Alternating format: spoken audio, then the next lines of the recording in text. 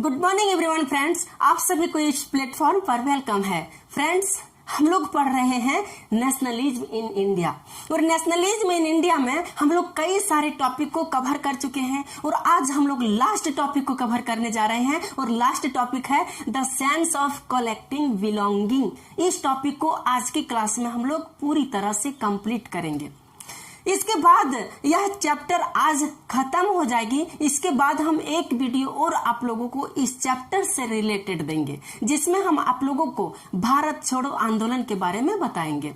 Friends, इस chapter में यानी इस टॉपिक में हम लोग पढ़ने वाले हैं the sense of collecting belonging. यानी हम देखें कि बहुत सारा मूवमेंट हमारी कंट्री में हो चुकी है, कई सारा मूवमेंट है। यदि हम लोग देखें कि जब से हमारे गांधी जी साउथ अफ्रीका से इंडिया लौट करके आए हैं तब से ना जाने कितने मूवमेंट हो चुके हैं। उनमें से जो मेन मूवमेंट है, जैसे चंपारण मूवमेंट हो गया, खेड़ा मूवमेंट हो गया, अहमदाबाद मिल मूवमेंट हो गया, यहाँ तक कि खिलाफत मूवमेंट हो गया, नॉन कोऑपरेशन मूवमेंट हो गया और जो हम लोग लास्ट में पढ़े सिविल डिसओबीडियंस मूवमेंट, ये भी हो गया।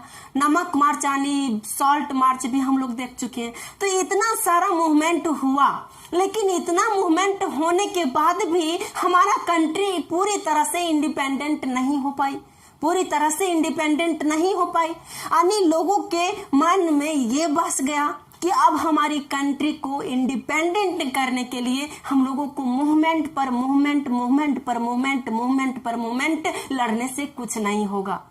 तो होगा क्या होगा? तो होगा यही होगा कि हम यदि अपने इंडिपेंडेंट को पाना है मुझे, तो हम लोगों को एक यूनिटी बनानी पड़ेगी और जितने भी डाइवर्सिटी के लोग रहते हैं, जितने भी रिलीजियन के लोग रहते हैं, जितने भी रेजिन के लोग रहते हैं और जितने भी धर्म, कास्ट, रिलीजियन, रेजिन वगैरह जो भी डिफरेंट डाइवर्सिटी के लोग रहते हैं, जब तक हम लोग एक यूनिटी के रूप में नहीं आएंगे तब तक हमारा कंट्री कभी भी इंडिपेंडेंट नहीं होगी।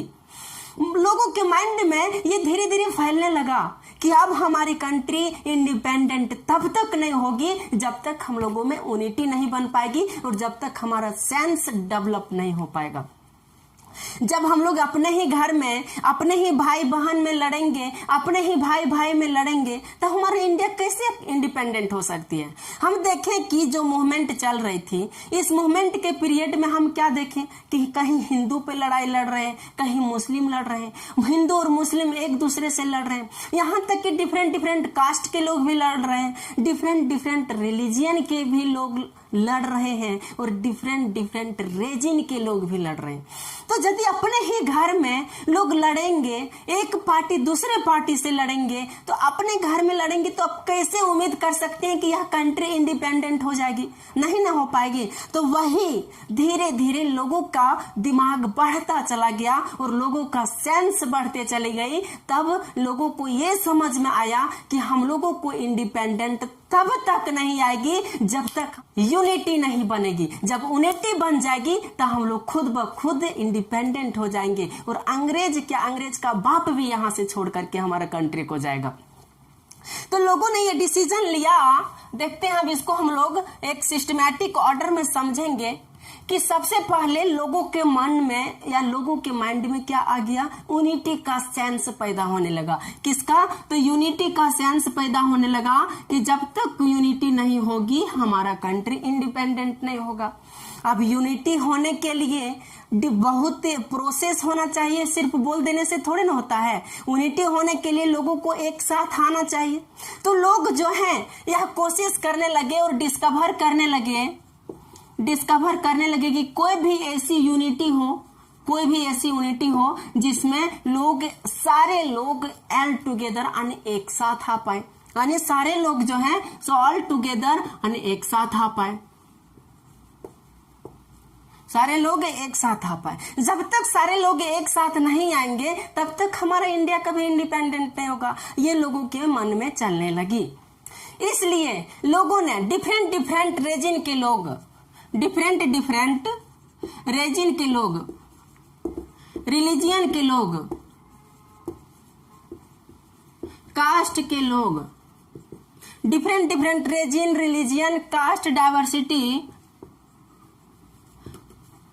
ETC ये सारे लोग जो हैं सो एक साथ आने लगे, यानी ये लोग सब कोई एक साथ आने लगे, और जो भी डिफरेंट डिफरेंट पार्टी भी थी ये पार्टी भी एक साथ आने लगी। कई सारी पार्टियां भी बन चुकी थी, हम लोग देखे थे कि कई सारी पार्टियां भी बन चुकी थी, तो सारे पार्टी भी एक साथ आने लगे। सारे रीजन जो डिफरेंट डिफरेंट क्षेत्र में रहते थे, कोई महाराष्ट्र के हैं, कोई गुजरात के हैं, कोई यूपी के हैं, तो कोई झारखंड के हैं, तो सारे लोग एक साथ मिलने लगे कि अब हम लोगों को एक यूनिटी में रह करके हम लोगों को अपनी बैटल को लड़नी है, तब जाकर के हमें इंडिपेंडेंस मिलेगी। तो सारे रीजन के लोग एक साथ हो गए। रिलीजियन के लोग यदि हम लोग देखते हैं तो हिंदू मुस्लिम में जो भेदभाव चल रहा था ये दोनों लोग भी आपस में आने लगे। हिंदू लोग और मुस्लिम लोग भी एक साथ जुड़ गए।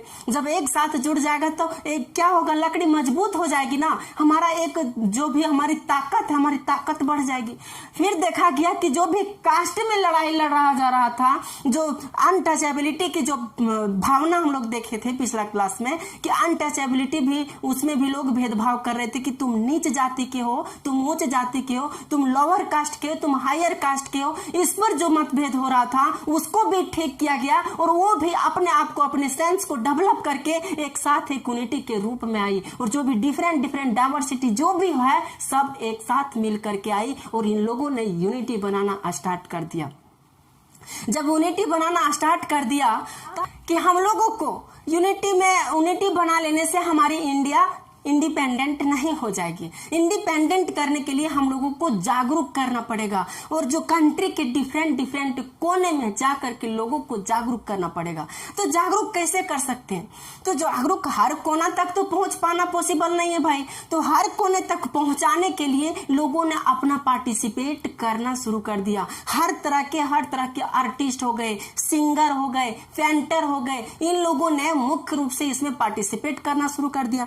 जैसे के जो आर्टिस्ट थे, सिंगर थे, वह ऐसा सॉन्ग बनाने लगे जिससे हमारी नेशनलिज्म का फीलिंग आता था अंदर से कि हाँ हमें अब नेशनलिज्म चाहिए, अब हमें इंडिपेंडेंस चाहिए। तो जो सिंगर थे वह ऐसा सॉन्ग बनाने लगे। इसके अलावा जो पेंटर थे उन्होंने ऐसा पेंट बनाने लगे कि पेंटिंग को देख करके ही लोगों को लगता था कि हम लोगों पर बहुत तरह का जुल्म किया जा रहा है। जैसे आप कहीं कहीं मंदिरों में जाते होंगे तो आप देखे होंगे, चाहे कोई पार्क वगैरह में जाते होंगे तो आप देखे होंगे कि गांधी जी जो है सो बुक लेकर के खड़े हैं, चाहे अम्बेडकर जी है सो बुक लेकर के खड़े हैं। कहीं आप देखे होंगे कोई मंदिरों में तो देखे होंगे कि भगवान जी हैं, किसी कोई भी अवस्था में आप बैठे हुए हैं, कोई भी अवस्था में उसको बनाया गया, पेंटिंग के माध्यम से दिखाया गया है कि उसकी उस टाइम की क्या स्थिति होगी। तो वही जो है सो पेंटर लोग पेंटिंग के माध्यम से ये बताते थे कि इन लोगों पर कितना जुल्म किया जा रहा है और इससे हम लोगों को बाहर निकलनी है। तो निकलेंगे कैसे भाई? तो निकलेंगे तो जब तक हम लोग एक यूनिटी के रूप में नहीं आएंगे हम लोग निकल नहीं सकते। तो उसको दिखाने के लिए पेंटर ने पेंटिंग बनाना स्टार्ट कर दिया।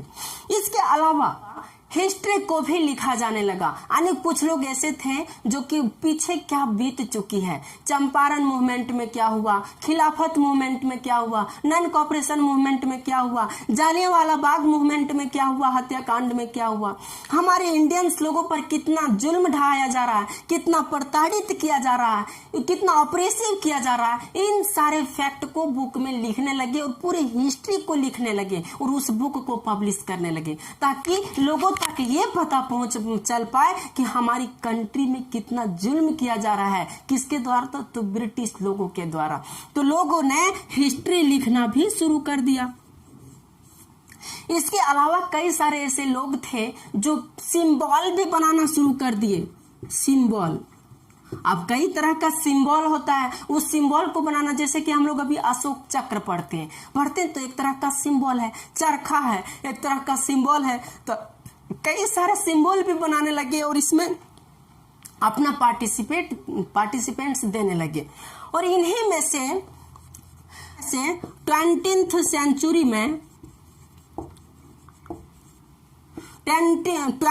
सेंचुरी में सबसे पहले बंकिम चंद्र चट्टोपाध्याय ने, नाम क्या है?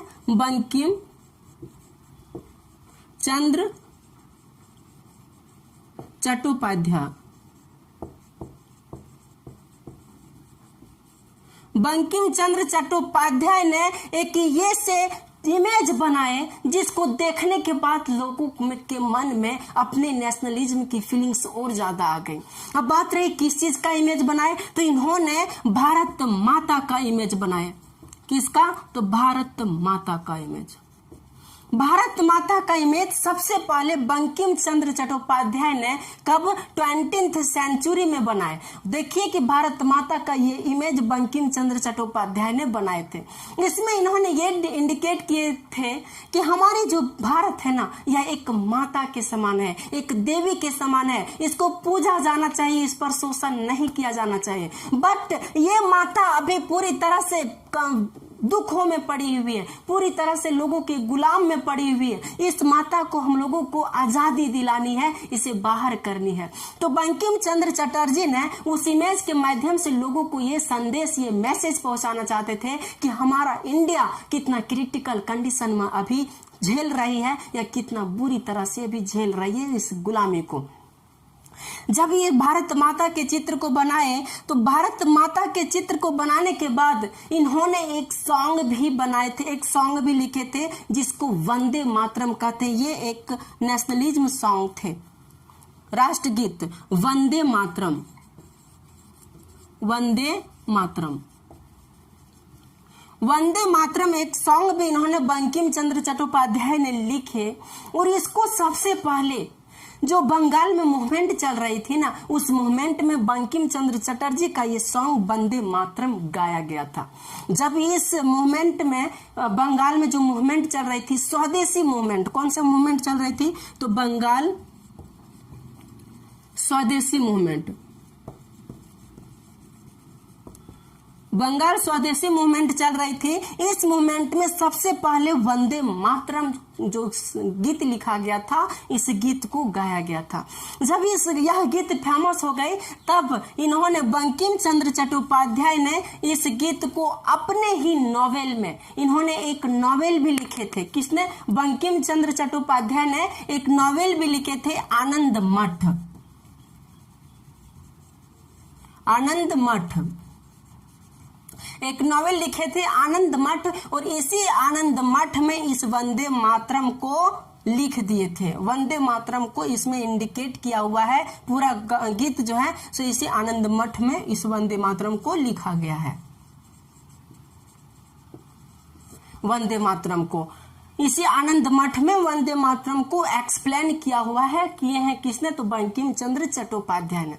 अभी इस गीत को इस तरह से लिखा गया था जिसको सुनने के बाद लोगों के अंदर इस तरह का फीलिंग आती थी कि अब हमें आजादी मिलने ही वाली है, इसलिए हम लोगों को थोड़ा सा और स्ट्रगल करना है। और इस तरह यह लोगों को इंस्पायर करते थे कि लोग समझ रहे हैं कि जो बंगाल में स्वदेशी मूवमेंट चल रही थी ना, इस मूवमेंट में इस सॉन्ग को गाया भी गया था। इतना यह इंस्पायरेशन सॉन्ग थे जो बंकिम चंद्र चट्टोपाध्याय ने वंदे मातरम को लिखे थे। अब आगे हम लोग समझते हैं आगे के पॉइंट को, इसको हम लोग मिटाते हैं। अब आगे का पॉइंट ये है कि जब वंदे मातरम को लिखा गया था, कब? तो 1817 के दशक में वंदे मातरम को लिखा गया था, 1817 के दशक में। और इसको जब वंदे मातरम को लिखा तो इसको कहां पर? तो आनंद मठ नॉवेल में, आनंद मठ नॉवेल में इसको क्या कर दिया गया? तो इसमें इंक्लूड कर दिया गया। आनंद मठ नॉवेल में इसको इंक्लूड कर दिया गया। किसने किए? तो बंकिम चंद्र चट्टोपाध्याय ने आनंद मठ नॉवेल में इसको इंक्लूड कर दिया गया। उसके बाद यहीं से धीरे धीरे सुधार होते हुए जो भारत माता का इमेज सबसे पहले किसने बनाए थे? बंकिम चंद्र चट्टोपाध्याय ने। इसके बाद अवनींद्रनाथ टैगोर ने भी भारत माता का एक इमेज को बना दिए। किसने? तो अवनींद्रनाथ टैगोर, अवनींद्रनाथ टैगोर।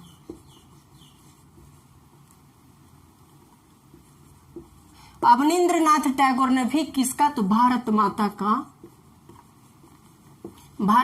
का इमेज इन्होंने बना दिए। और जो भारत माता का इमेज इन्होंने बनाए थे ये बहुत लोकप्रिय हुआ, बहुत फेमस हुआ, पूरी कंट्री में फेमस हुए, क्योंकि इन्होंने जो इमेज बनाए थे उस इमेज में भारत माता को इस तरह दर्शाया गया था। जैसे कि आप इसमें देखिए, ये जो इमेज बनाया गया था अवनींद्रनाथ टैगोर के द्वारा इस भारत माता की इमेज को बनाया गया था, जो आज भी हम लोग इसको भारत माँ की तरह पूजते हैं। इसमें यह दिखाया गया है कि ये माँ एक तरह का काल्म है, यानी पूरी तरह से शांत है। ये भी दिखा रहे हैं कि ये पूरी तरह से गंभीर है, अपने इंडिपेंडेंस के लिए पूरी तरह से गंभीर है कि अब हमें इंडिपेंडेंस चाहिए। ये सिंबल करें। इसके अलावा ये भी शो कर रहे हैं कि हम आध्यात्मिक गुणों से भरपूर हैं। यदि हमारा कंट्री इंडिपेंडेंट हो जाएगी तो हम लोग खुद अपनी कंट्री को मैनेज करेंगे और मेंटेन कर लेंगे, इसमें किसी तरह का दिक्कत नहीं है। तो इस इमेज को देखने के बाद इतने सारे सेंस बाहर उभर करके आते हैं। तब जाकर के जब इसका इमेज बनाया गया था अवनींद्रनाथ टैगोर का, ये पूरे भारत में ये फेमस हो गए, तब जाकर के लोगों में ये भावना उत्पन्न हो गई कि अब हमें विलेज टू विलेज जाना पड़ेगा, यानी गांव-गांव में जाकर के लोगों को इंस्पायर करना पड़ेगा। और इसी पीरियड में यहाँ पर फोक ट्रेडिशन भी डेवलप हो चुकी थी। फोक ट्रेडिशन हिंदी में जिसको लोकगीत कहते हैं, ये लोकगीत भी डेवलप हो चुकी थी। और इस लोकगीत को हमारी कंट्री के डिफरेंट विलेज में जाकर के एक कोने से लेकर के जहां तक पॉसिबल बन पाई वहां तक जाकर के इसको पहुंचाया गया और इस लोकगीत को सुनाया गया। यहाँ पर इस लोकगीत को प्रचार प्रसार, मानिए तो एक तरह का यह प्रचार प्रसार ही था, यानी लोगों को यह इंस्पायर कर रहे थे अब हम लोगों को अपने इंडिपेंडेंस के लिए लड़नी है। इस तरह का गीत लिखा गया था जिसमें लोगों को इंस्पायर कर रहे थे, किसके लिए, तो अपने इंडिपेंडेंस के लिए, लड़ने के लिए। तो यहाँ पर कई सारे लोगों ने इसमें बढ़ चढ़ के हिस्सा लिए थे और लोग अपने ही देश में एक कोना से दूसरे कोना तक जा रहे थे और लोगों को इसके बारे में इंस्पायर कर रहे थे। बट इन्हीं में से एक फेमस हमारे लीडर जो रविंद्रनाथ टैगोर है, बंगाल के रविंद्रनाथ टैगोर, ये भी बढ़ चढ़ के हिस्सा लिए और घर से ये भी बाहर आए और इस मूवमेंट में इन्होंने भी पार्टिसिपेट किए। मूवमेंट में इन्होंने भी पार्टिसिपेट किए। और रविंद्रनाथ टैगोर ने, हम जानते हैं कि एक गान भी लिखे हैं, राष्ट्रगान भी लिखे हैं। राष्ट्रगान जैसे कि जन मन गण अधिनायक जया, हम लोग जो पढ़ रहे हैं, हम लोग जो पढ़ते हैं या कहीं भी फ्लैग को फहराने से पहले हम लोग उस सॉन्ग को गाते हैं, तो किसने लिखे हैं? यही रविंद्रनाथ टैगोर ने लिखे। तो ये भी पार्टिसिपेट किए इस मूवमेंट में और लोगों को इंस्पायर किए, क्योंकि बड़े बड़े लोगों से थोड़ा लोग ज्यादा इंस्पायर होते हैं। जो कम लोग होते हैं जिसका कोई वैल्यू ही नहीं है, वो यदि कुछ बोलता है तो उससे कोई इंस्पायर ही नहीं होते। बट यदि कोई हाई लेवल के लोग, बड़े बड़े लोग आकर के बोलेंगे तो उससे ऑब्वियस है कि उससे लोग थोड़ा ज्यादा इंस्पायर होंगे। तो इसीलिए रविंद्रनाथ टैगोर भी सामने आए। बट जब स्वदेशी मूवमेंट चल रही थी, स्वदेशी मूवमेंट जब चल रही थी तो उसी टाइम हमारे इंडिया के कई सारे लीडरों ने मिलकर के एक फ्लैग को डेवलप किए थे। वो 3 कलर का फ्लैग, ट्री कलर फ्लैग को डेवलप किए। और इस फ्लैग का कलर कैसा था? तो इस फ्लैग का कलर सबसे ऊपर में जो था वो रेड था, फिर ग्रीन था, उसके बाद नीचे येलो कलर का था। ये 3 कलर का फ्लैग को, झंडा को तैयार किया गया और लोगों को बताया गया कि आज से ये नेशनलिज्म फ्लैग है। और इस फ्लैग में क्या किया गया कि 8 लोटस को भी बनाया गया इसके बीच में। जैसे कि ये फ्लैग है, तो इस फ्लैग के बीच में यहाँ पर 8 लोटस को बनाया गया, 8 लोटस को, 8 कमल फूल को बनाया गया। पूरी तरह से बनाना पॉसिबल नहीं, आप इमेज में देखिए, इस इमेज में देखिए कि एक क्या है, फ्लैग है जिसमें ऊपर रेड कलर, बीच में ग्रीन है और सबसे नीचे क्या है, येलो है।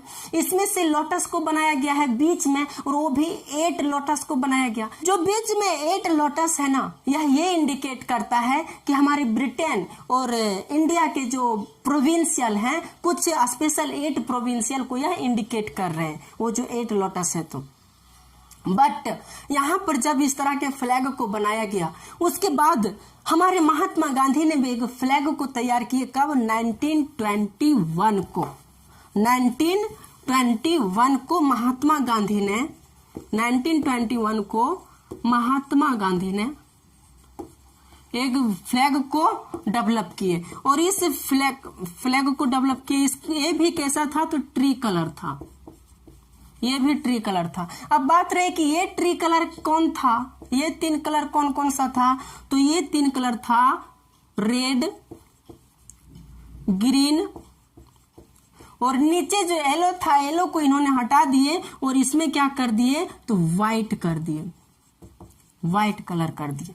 अब बात रहे कि ये 3 कलर का महात्मा गांधी ने बनाए, जैसे कि आप देख रहे हैं इस इमेज में, आप देखिए। इसके बाद क्या किया इन्होंने? बीच में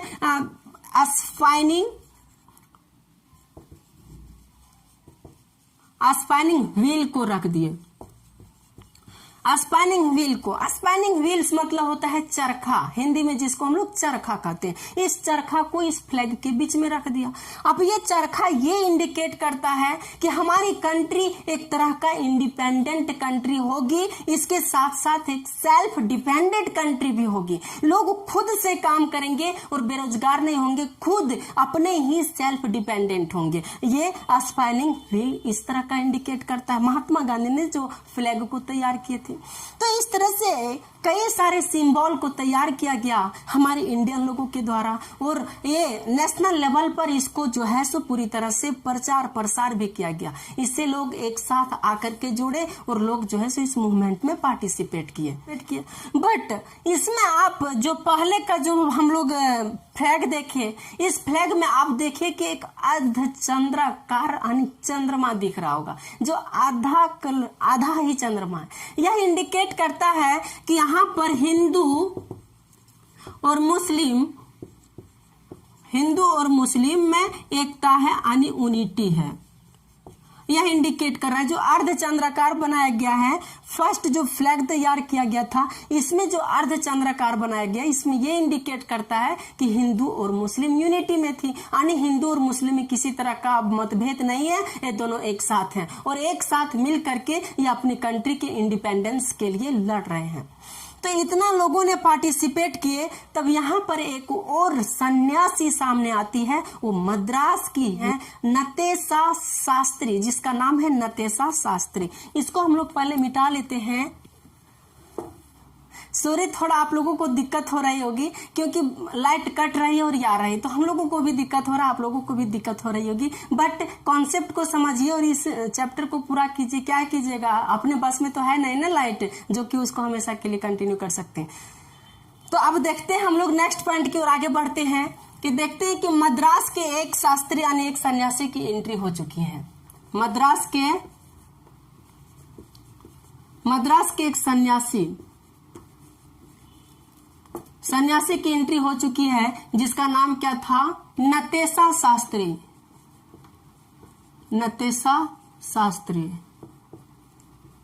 मद्रास के सन्यासी का नाम क्या है? नतेशा शास्त्री। नतेशा शास्त्री ने एक तमिल फोक को संकलित किया और इसे 4 भागों में, 4 पार्ट्स में इसको संकलित किया। और इन्होंने बताया कि ये जो तमिल फोक है, द तमिल फोक, इसको इन्होंने साउदर्न इंडिया का फोक को इन्होंने घोषित कर दिया कि ये जो है सो दक्षिणी भारत का लोकगीत है। किसको क्या बोले कि यह साउदर्न इंडिया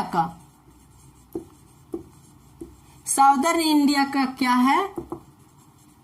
साउदर्न इंडिया का यह फोक है यानी लोकगीत है। और इसको 4 पार्ट में इसको डिवीजन कर दिए। और इस लोकगीत के माध्यम से इन्होंने जितने भी साउदर्न इंडिया के लोग थे उसको इंडिया के प्रति, लोगों को अपने इंडिपेंडेंस के प्रति इन्होंने जागरूक किए और बोले कि हम लोगों को यदि आजादी चाहिए तो हम लोगों को बढ़ चढ़ के पार्टिसिपेट करनी पड़ेगी। और जो भी मूवमेंट लड़ी जाती है, जो भी लीडरों के द्वारा कही जाती है, जो भी काम कहा जाता है, उसको हम लोगों को करना पड़ेगा, तब जाकर के हम लोगों को इंडिपेंडेंस मिलेगी।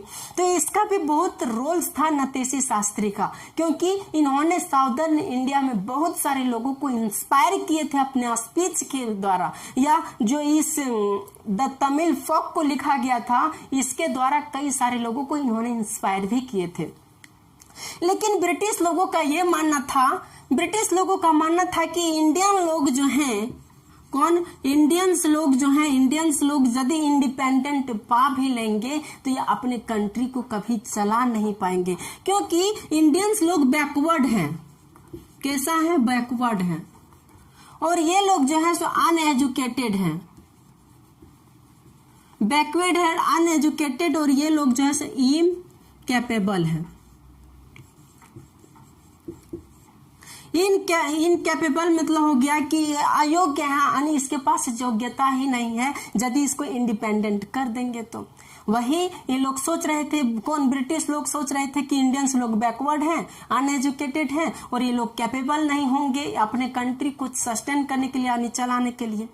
लेकिन इंडियन लोग भी थोड़ा वास्ट माइंडली के थे, बहुत सारे इंडियन वास्ट माइंडली के थे। तो इन लोगों ने सोचने लगे कि जब अंग्रेज इस तरह का थिंकिंग करता है तो हम लोग क्यों ना फ्रीडम से पहले इस तरह का हम लोग एक ढांचा तैयार करते हैं जिससे ब्रिटिश लोग भी तंग रह जाए, यानी ब्रिटिश लोग भी स्ट्रेंजर्स में पड़ जाए इस तरह की सिचुएशंस को देख करके। तो बोला गया कि कैसा क्या किया जाए। तो इन्होंने, इंडियंस लोगों ने क्या किए, जो हिस्ट्री था ना, उस हिस्ट्री को लिखना स्टार्ट कर दिए।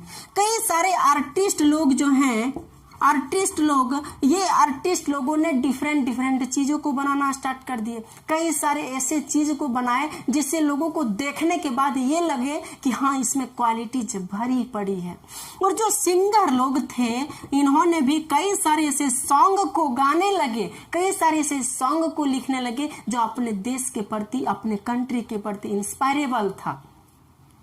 इसके अलावा यहाँ पर मैथमेटिशियन के लोग भी, मैथमेटिशियन के लोग भी इसमें पार्टिसिपेट करने लगे, साइंस के लोग भी पार्टिसिपेट करने लगे। डिफरेंट जितना भी एरिया होता है, जितना भी रीजन होते हैं, सारे लोग जो है इसमें पार्टिसिपेट करने लगे और अपना अपना योगदान देने लगे। मैथमेटिशियन जो है, ये लोग मैथ में कुछ लिखने लगे, कुछ चीजें लिखने लगे। जो हिस्ट्री लोग कुछ लिखने लगे, आर्टिस्ट लोग कुछ बनाने लगे, सिंगर लोग कुछ बनाने लगे, यहाँ तक कि बिल्डिंग वगैरह भी बनाने लगे, मंदिर वगैरह भी बनाने लगे, ताकि ब्रिटिश लोगों को ये पता चले कि नहीं, इंडियंस लोगों में भी है, इसमें भी कैपेबिलिटी है और इन लोग भी एबल हैं अपनी कंट्री को सस्टेन करने के लिए या अपनी कंट्री को आगे ले जाने के लिए। इस तरह का भावना इसमें होनी चाहिए। और कई सारे इंडियंस ने इस तरह से, अब देखिए कि महात्मा गांधी का ही कितना रोल्स था। ऐसा कोई ब्रिटिश नहीं थे जो महात्मा गांधी को नहीं जानते थे। महात्मा गांधी को हर कोई जानते थे। तो ये भी तो एक तरह का इंडियन ही थे ना। हमारे पंडित जवाहरलाल नेहरू है, सुभाष चंद्र बोस है, भगत सिंह है, ये सारे जो लीडर हैं ये भी हमारे इंडियन ही हैं। तो इन लोगों को जानते हैं ना, तो इन लोगों को भी ये लगता था कि सारे इंडियन नहीं, बट कुछ इंडियन जो हैं सो कैपेबल हैं और कुछ इंडियन जो है सो बहुत नॉलेजेबल भी हैं। जैसे भीमराव अंबेडकर, जिन्होंने हमारे कॉन्स्टिट्यूशन का फाउंडर हैं, कॉन्स्टिट्यूशन को जिन्होंने बना दिए, कितना दिमाग वाले थे। समझिए, एक नीच कास्ट में, यानी एक लोअर कास्ट में से बिलोंग करने वाले कहाँ तक पहुंच गए अपने मेहनत के बल पर और अपने योग्यता, एबिलिटी के बल पर।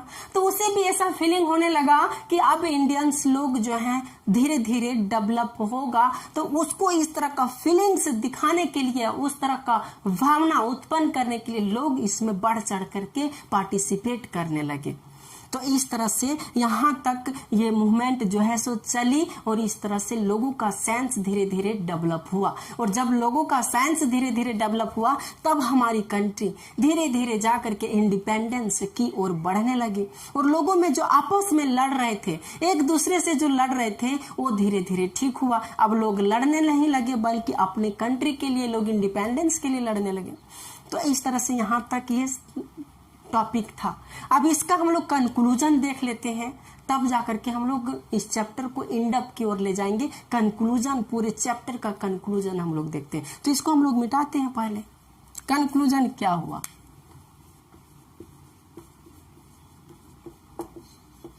कंक्लूजन, इस पूरे चैप्टर का यदि हम लोग कंक्लूजन देखते हैं तो कंक्लूजन में ये आप देखेंगे कि इस चैप्टर में यही बताया गया है कि पूरा गांधी पीरियड को ही बताया गया है। पूरा गांधी पीरियड है। इस चैप्टर में गांधी की एंट्री जहां से स्टार्ट होती है वहां से इस चैप्टर को स्टार्टिंग माना जाता है, नहीं पूरा गांधी पीरियड है। इसके अलावा इसमें आप देखे होंगे कि गांधी जी का मेन रोल था किसका? गांधी जी का।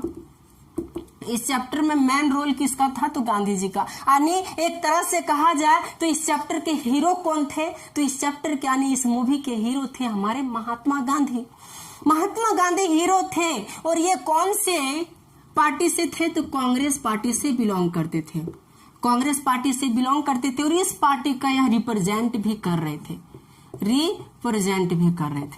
कांग्रेस पार्टी का रिप्रेजेंट भी कर रहे थे। यहाँ हम देखें इस चैप्टर में कि हमारे कंट्री में कई सारा डाइवर्सिटी के लोग थे, कई सारा रिलीजन के लोग थे, कई सारा रीजन के लोग थे, कई सारा कास्ट के लोग थे। बट इंडिपेंडेंट को पाने के लिए जब भी कोई मूवमेंट लड़ी जाती थी तब हमारी कंट्री में ऐसा सिचुएशन आता था कि लोग अपने ही रिलीजन अपने आप में लड़ने लगते थे।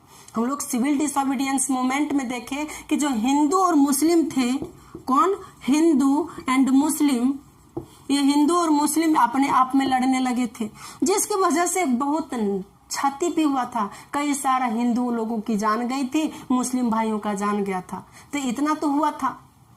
रिलीजियन के लोग भी लड़ रहे थे, कास्ट के लोग भी लड़ रहे थे। जैसे कि हायर कास्ट और लोअर कास्ट में भी यहाँ पर डिफरेंस देखने को मिल रहा था कि अनटचेबिलिटी यहाँ पर देखने को मिल रहा था। किसमें? तो लोअर कास्ट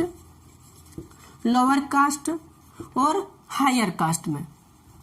लोअर कास्ट और हायर कास्ट में यहाँ पर बहुत ज्यादा अनटचेबिलिटी का भेदभाव आनी देखने को मिला, यानी इसी चैप्टर में हम लोगों को मिला देखने के लिए। अब हम लोग थोड़ा डीपली देखते हैं, तब देखते हैं कि इस चैप्टर में यह भी बताया गया था कि जो ब्रिटिश लोग हैं इंडियन लोगों पर कितना अत्याचार किए, बहुत अत्याचार किए। यदि हम लोग जालियांवाला बाग हत्याकांड आदि करते हैं, जो अमृतसर में, पंजाब के अमृतसर में जो इंसिडेंट घटित हुई थी, उसको हम लोग याद करते तो हमारा खून खौल उठता है। हम लोग जो रॉलेट एक्ट, जो एक्ट चलाया गया था, उस एक्ट के बारे में हम लोग समझते हैं तो हम लोगों का खून खौल उठता है। इतना दिक्कत हुआ यहाँ पर, हमारे वर्कर्स लोगों को इस तरह से प्रताड़ित किया गया, इस तरह से ऑपरेस्ट किया गया। हम लोग इंडियन के ही रहने वाले, बट इस तरह से हम लोगों को साथ भेदभाव किया गया ब्रिटिश लोगों के द्वारा कि लग ही नहीं रहा था कि हम लोग अपने कंट्री में, ऐसा लग रहा था कि हम लोग कहीं दूसरे कंट्री में जाकर के बसे। अरे दूसरे कंट्री में भी रहते हैं ना तो उतना जुल्म नहीं किया जाता है जितना हमारी कंट्री में जुल्म किया जा रहा था। किसके द्वारा? तो ब्रिटिश लोगों के द्वारा।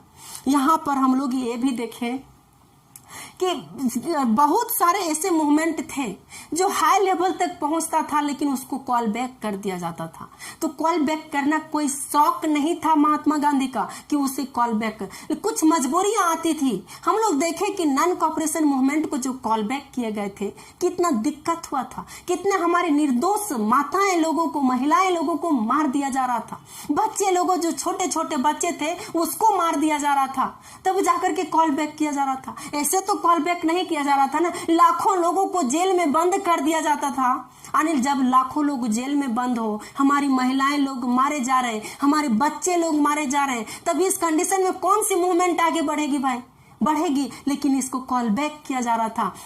इससे ऐसा भी होता था कि लोगों में एक दूसरे पार्टी से मतभेद भी हो जाते थे, लोग कांग्रेस से हट भी जाते थे। इसमें से बहुत सारे लोग ऐसे थे जो गांधी जी के अगेंस्ट में हो गए थे। अगेंस्ट तो होना बनता है क्योंकि लोगों का खून इस तरह खोलता था ब्रिटिश लोगों के प्रति। अब इन लोगों को लगता था कि अब हम लोग ब्रिटिश लोगों को यहाँ से खदेड़ के भगा ही देंगे। तब तक पता चलता था कि इस मूवमेंट को कॉल बैक कर लिया गया, इसको विथड्रॉ कर लिया गया, यानी इसको वापस ले लिया गया। तब इस दौरान जो है से लोगों को, जो भी लीडर थे या जो भी हमारे देशभक्त थे, उसका खून तो खोलता, उसका खून तो गर्म होता ही ना। और गुस्से से लाल होते। तो इस सिचुएशंस में भी कई सारे लोगों में मतभेद भी हुए, एक दूसरे से अलग भी हुए, फिर जुड़े फिर अलग हुए, फिर जुड़े फिर अलग हुए, यूनिटी बनी फिर यूनिटी टूटी, यूनिटी बनी फिर यूनिटी टूटी। इस तरह का सिचुएशंस भी हम लोग इस चैप्टर में देखने को मिला हम लोगों को। अब यहाँ पर हम लोगों को यह भी देखने को मिला कि जो भी महामंदी आई थी, कितना महामंदी आई थी हमारे फार्मर्स लोगों पर, हमारे पीसेंट जो थे किसान भाइयों पर, उस पर कितना अत्याचार किया जाता। यहाँ पर जो आदिवासी लोग थे उसको भी अपने ही ट्रेडिशन से वंचित कर दिया गया था, अपने ही जंगल में जाने के लिए मना कर दिया गया था। जहां पर उन लोगों का आहार चलता था, उन लोगों का जहां से खाना मिलता था, वहीं जाने पर इन लोगों को मना कर दिया गया था। कितना भेदभाव, कितना दिक्कत से वो लोग रहे और अपने आप को सरवाइव किए, तब जाकर के हमारी कंट्री इंडिपेंडेंट हुई। वैसे तो हमारी कंट्री इंडिपेंडेंट नहीं हुई ना। तो इन सारे स्ट्रक्चर को, जो मॉडर्न हिस्ट्री में जो भी इंसिडेंट घटित हुई, उस इंसिडेंट को गांधी पीरियड के रूप में इस चैप्टर में हम लोगों को पूरा समरी के रूप में, पूरा विस्तार से तो नहीं बट समरी के रूप में हम लोगों को पढ़ने को मिला। जब आगे जाइएगा आप लोग 10th के बाद 11th कीजिएगा, 12th कीजिएगा और चाहे ग्रेजुएशन कीजिएगा, तब आप लोग यदि हिस्ट्री को इलेक्ट करेंगे ना, तो इसको पूरा विस्तार रूप से इसको आप लोगों को पढ़ना पड़ेगा और पढ़ करके आप लोगों को समझना पड़ेगा कि क्या क्या कंडीशन हुई। यहाँ पर तो बहुत छोटा छोटा पैराग्राफ दिया रहता है, लेकिन वहां पर एक चैप्टर ही पढ़ना पड़ता है, एक बुक ही पढ़ना पड़ता है। तब जाकर के जब पोस्ट ग्रेजुएट हिस्ट्री से कीजिएगा, तब आप लोगों को पता चलेगा कि हिस्ट्री कितना बड़ा ग्रंथ है। अभी तो आप लोग छोटा सा पैराग्राफ देखें, छोटा सा सिचुएशंस देखें जो हमारी कंट्री में घटित हुई। तो ये इस चैप्टर का पूरा कंक्लूजन था। हम आप लोगों को एक वीडियो और देंगे जिसमें भारत छोड़ो आंदोलन के बारे में हम बताएंगे आप लोगों को। तो आज के सेशन को हम यहीं पर ड्रॉप करते हैं, फिर हम लोग नेक्स्ट क्लास में नेक्स्ट के साथ स्टार्ट करेंगे। तो चलिए, आप सभी को very very thanks for watching this video and have a nice day. Bye bye.